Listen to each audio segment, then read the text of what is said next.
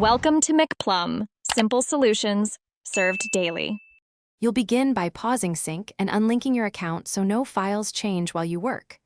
Open the OneDrive icon, choose Pause Syncing, then Settings right arrow Account right arrow unlink this PC. Once done, make sure you've backed up any local copies. Unlinking stops cloud operations but does not delete local files.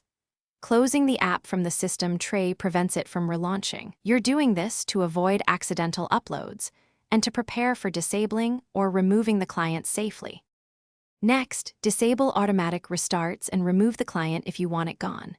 Go to Settings right arrow Apps right arrow Startup and toggle OneDrive off so it doesn't launch at sign-in.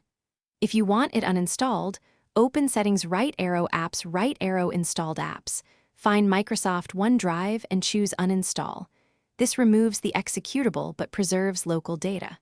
For Pro or Enterprise, you can use Group Policy or a registry key to block OneDrive system-wide. This prevents new reinstalls or account reconnections. Finally, confirm the process is gone.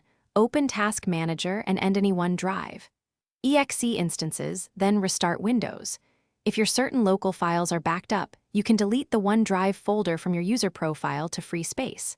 If something goes wrong, re-enable or reinstall OneDrive, sign in, and let it resync to recover missing files.